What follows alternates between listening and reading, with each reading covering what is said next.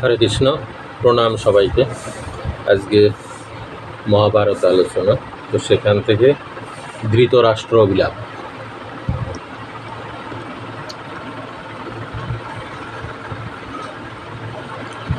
ধৃতরাষ্ট্র বলছেন, সঞ্জয়কে বলছেন যে আমি যে যখন থেকে জেনেছি এবং অনুভব করেছি, তো তখন থেকে আমার এটা সংশয় ছিল কি না সেটা তোমার কাছে প্রকাশ করছি। তো সেই জায়গা থেকে ধৃতরাষ্ট্রের বিলাপ বলে এখানে উক্ত আছে মহাভারতে, এটা আদি পর্বে। যখন শুনিলাম অর্জুন ধনুর্গুণ আকর্ষণ পূর্বক অসংখ্য রাজাগণ সমক্ষে লক্ষ্যভেদ করিয়া তাহা ভূতলে পতিত ও দ্রৌপদীকে বরণ করিয়াছে, তদবধি আমি জয়াশায় নিরাশ হইয়াছি।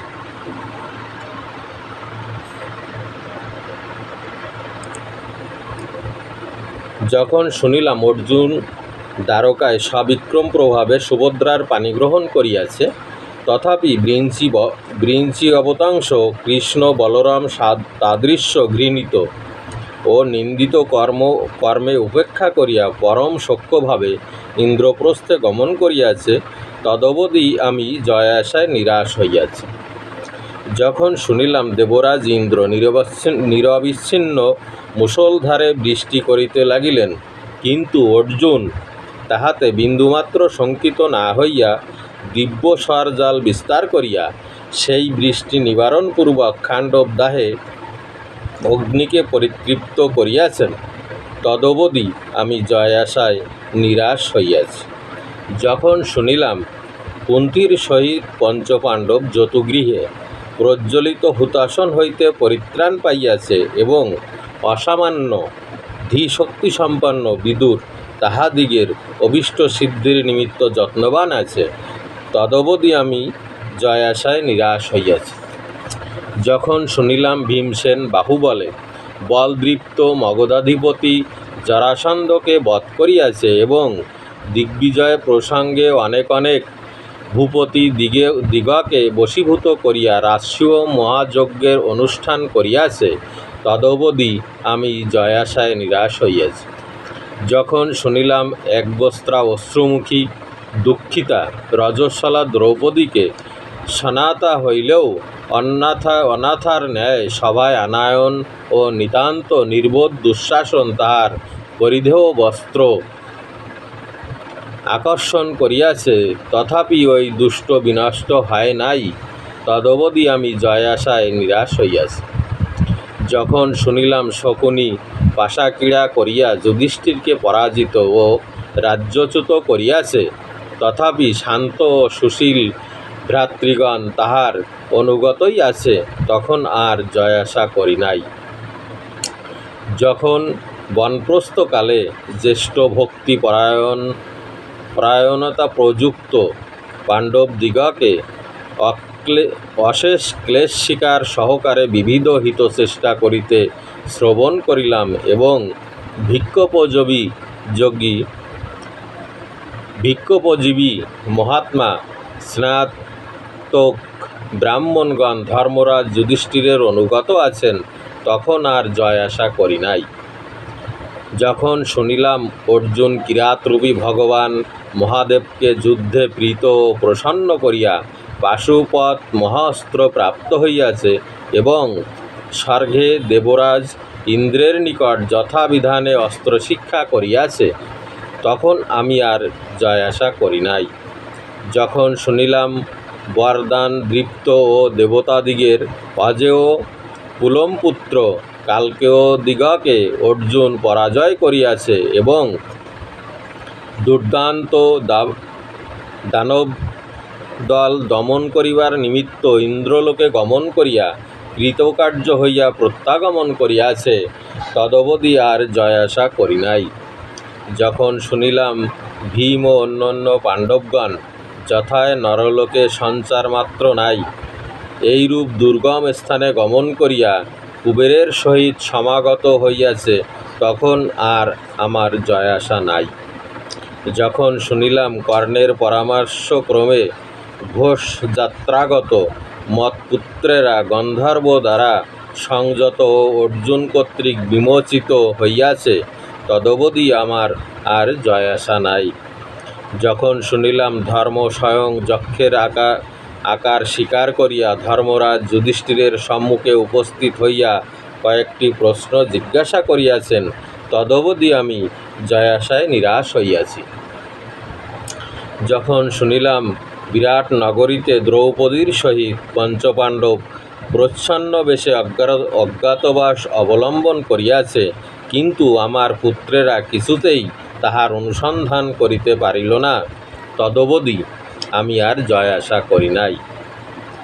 যখন শুনিলাম বিরাট রাজ সশ্রুতা উত্তরাকে অলঙ্কৃতা করিয়া অর্জুনকে সম্প্রদান করিয়াছে এবং অর্জুনও আপনার পুত্রের নিমিত্ত তাহাকে প্রতিগ্রহ করিয়াছে, আমি আর জয় আশা করি নাই। যখন শুনিলাম নির্জিত, নির্ধন, নিষ্কাশিত ও স্বজন বহিষ্কৃত যুধিষ্ঠির সপ্ত অক্ষয়ণী সেনা সংগ্রহ করিয়াছে এবং বলিকে চলিবার নিমিত্ত যিনি এক পদে এই সম্পূর্ণ পৃথিবী অধিকার করিয়াছেন, সেই ত্রিবিক্রম নারায়ণ তাহার বহুবিধ উদ্দেশ্য সংসাধন করিতেছেন, তদবধি আমি আর জয় আশা করি নাই। যখন নারদ মুখে শুনিলাম কৃষ্ণার্জুন সাক্ষাৎ নরনারায়ণ অবতার, তিনি ব্রহ্মলোকে তাহাদিগকে নিরীক্ষণ করেন, তদবধি আমি জয় আশা করি নাই। যখন শুনিলাম বাসুদেব লোকের হিত সাধনের নিমিত্ত কুরুদিগের বিবাদভঞ্জন করিতে গমন করিয়া পরিশেষে চরিতার্থ না হইয়া প্রত্যাগত হইয়াছেন, তদবধি আর আমি জয় আশা করি নাই। যখন শুনিলাম কর্ণ ও দুর্যোধন কৃষ্ণকে নিগ্রহ করিতে সচেষ্টিত আছে, কিন্তু তিনি আপনার বহুবিধ রূপ প্রদর্শন করিয়া তাহাদিগকে নিশ্চেষ্ট করিয়াছেন, তখন আর জয় আশা করি নাই। যখন শুনিলাম কৃষ্ণ প্রস্থানকালে নিতান্ত দীনা কুন্তীকে একাকিনী রথের সম্মুখে দণ্ডায়মান দেখিয়া অশেষ সান্ত্বনা বাক্যে তাহাকে আশ্বাস প্রদান করিয়াছেন, তখন আর আমি জয় আশা করি নাই।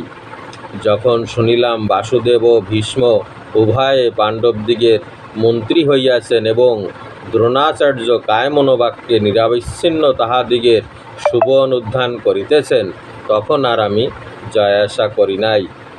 যখন শুনিলাম ভীষ্মদেব তুমি যুদ্ধ করিলে আমি যুদ্ধে প্রবৃত্ত হইব না, কর্ণকে এই কথা কহিয়া সেনা অধিকার পরিত্যাগ করিয়াছেন, তখন আর জয় আশা করি নাই। যখন শুনিলাম অর্জুন বিষণ্ণ ও মোহাচ্ছন্ন হইলে কৃষ্ণ সশরীরে চতুর্দশ ভুবন দর্শন করাইয়াছেন, তখন আর জয় আশা করি নাই। যখন শুনিলাম ভীষ্ম প্রতিদিন রণক্ষেত্রে 10,000 লোকের প্রাণ সংহার করিলেও পাণ্ডবপক্ষীয় বিখ্যাত কোনো এক ব্যক্তিকে বিনষ্ট করিতে পারেন নাই, তখন আর জয় আশা করি নাই। যখন শুনিলাম ধর্মপরায়ণ ভীষ্ম পাণ্ডবদিগের নিকট আপনার বধ উপায় অবধারণ করিয়া দিয়াছেন এবং তাহারা অত্যন্ত সন্তুষ্ট হইয়া সেই বিষয় সংসাধন করিতেছেন, তখন আর জয় আশা করি নাই।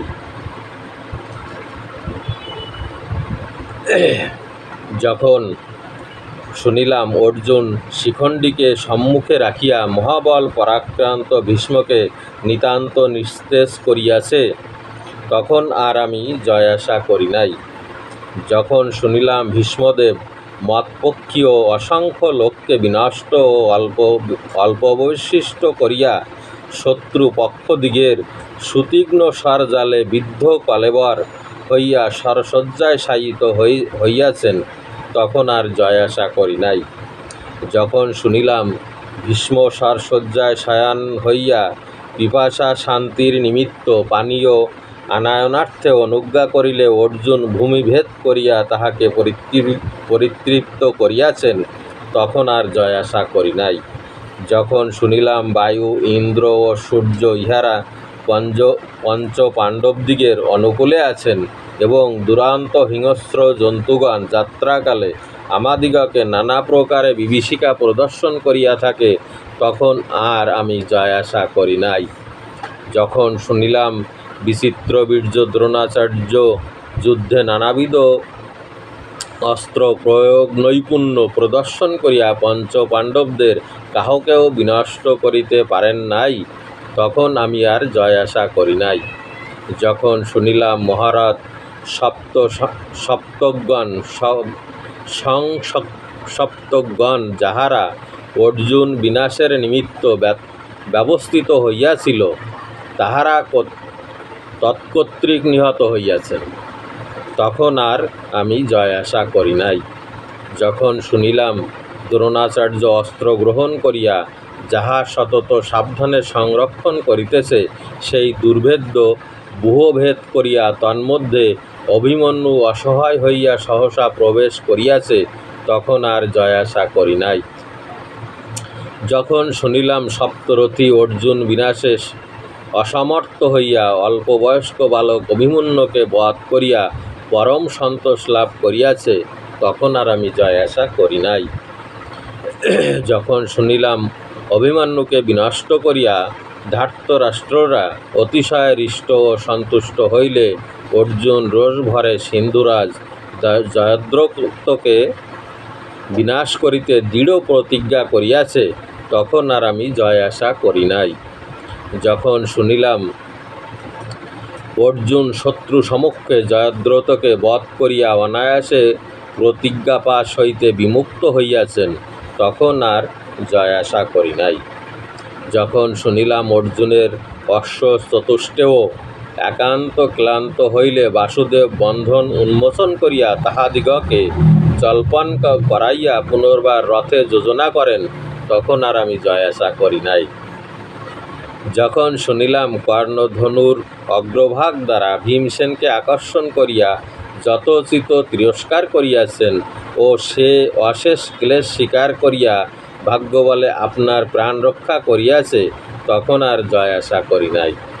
যখন শুনিলাম দ্রোণ, কৃতবর্মা, কৃপ, কর্ণ, অশ্বত্থামা ও শল্য ইহারা প্রতিকারে পরান্মুখ হইয়া সমক্ষে জয়দ্রথ বধে উপেক্ষা করিয়াছেন, তখন আর জয় আশা করি নাই।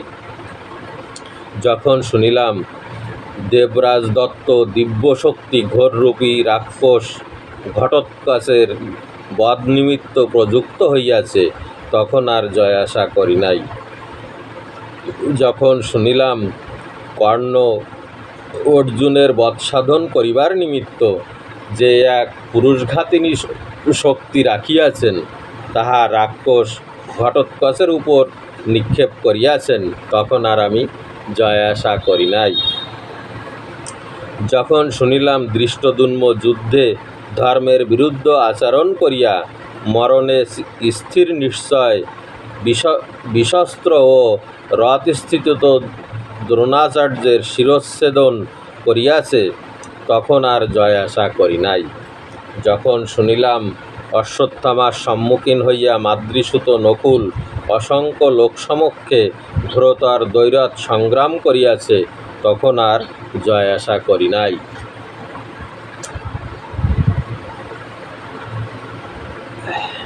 প্রচণ্ড গরম, ঘেমে যাচ্ছে। যখন শুনিলাম দ্রোণবধে ক্রোধে অধীর হইয়া অশ্বত্থামা নারায়ণাস্ত্র পরিত্যাগ করিয়াও পাণ্ডবদিগের প্রধান এক ব্যক্তির প্রাণসংহার করিতে পারিলেন না, তখন আর জয় আশা করি নাই। যখন শুনিলাম ভীমসেন যুদ্ধে দুঃশাসনের রুধির পান করিয়াছে এবং দুর্যোধন প্রভৃতি অনেকেই তথায় সম উপস্থিত থাকিয়াও তাহা নিবারণ করিতে অক্ষম হইয়াছে, তখন আর জয় আশা করি নাই। যখন শুনিলাম অর্জুন অতি পরাক্রান্ত কর্ণকে সমরসাহী করিয়াছে, তখন আর জয় আশা করি নাই। যখন শুনিলাম ধর্মরাজ যুধিষ্ঠির অতি দুর্ধর্ষ দুঃশাসন মহাবীর্য কৃতবর্মা ও অশ্বত্থামাকে পরাজয় করিয়াছে, তখন আর জয় আশা করি নাই। যখন শুনিলাম যে শল্য বাসুদেবকে পরাজয় করিব বলিয়া সর্বদাই স্পর্ধা করিত, যুদ্ধস্থলে যুধিষ্ঠির তাহার প্রাণনাশ করিয়াছে, তখন আর জয় আশা করি নাই। যখন শুনিলাম সহদেব, কলহ ও দ্যূত প্রভৃতি কতিপয় দুর্নীতির নিদান ও অতি মায়াবী প্রবল সৌবলকে মৃত্যুমুখে প্রত্যর্পণ করিয়াছে, তখন আর জয় আশা করি নাই। যখন শুনিলাম দুর্যোধন হতসৈন্য ও সহায়শূন্য হইয়া একাকী হ্রদের অভ্যন্তরে প্রবেশপূর্বক জলস্তম্ভ করিয়াছে, তখন আর জয় আশা করি নাই। যখন শুনিলাম দুর্যোধন গদাযুদ্ধে সবিশেষ নৈপুণ্য প্রদর্শন করিতেছিল, অবসরে ভীমসেন আপনার অনুরূপ বিক্রম প্রকাশ করিয়া তাহাকে সমরসায়ী করিয়াছেন, তখন আর আমি জয় আশা করি নাই। যখন শুনিলাম অশ্বত্থামা প্রভৃতি কতিপয় বীরপুরুষেরা সমবেত হইয়া দ্রৌপদীর প্রসুপ্ত পুত্রপঞ্চক বিনাশ করিয়া অতি ঘৃণিত ও নিন্দিত কর্মের অনুষ্ঠান করিয়াছে, তখন আর আমি জয় আশা করি নাই। যখন শুনিলাম অর্জুন স্বস্তি বলিয়া অস্ত্র দ্বারা অশ্বত্থামার আমোঘ ব্রহ্মশির অস্ত্র নিবারণ করিয়াছে এবং তাহার তুষ্টি সাধন করিবার নিমিত্ত অশ্বত্থামাও মণিরত্ন পরিত্যাগ করিয়াছেন, তখন আর জয় আশা করি নাই। যখন শুনিলাম অশ্বত্থামা মন্ত্রপুত অস্ত্র প্রয়োগ করিয়া উত্তরার গর্ভ নাশ করেন, তদুপলক্ষে দ্বৈপায়ন ও বাসুদেব উভয়ে তাহাকে অভিশাপ প্রদান করিয়াছে, তখন আর জয় আশা করি নাই।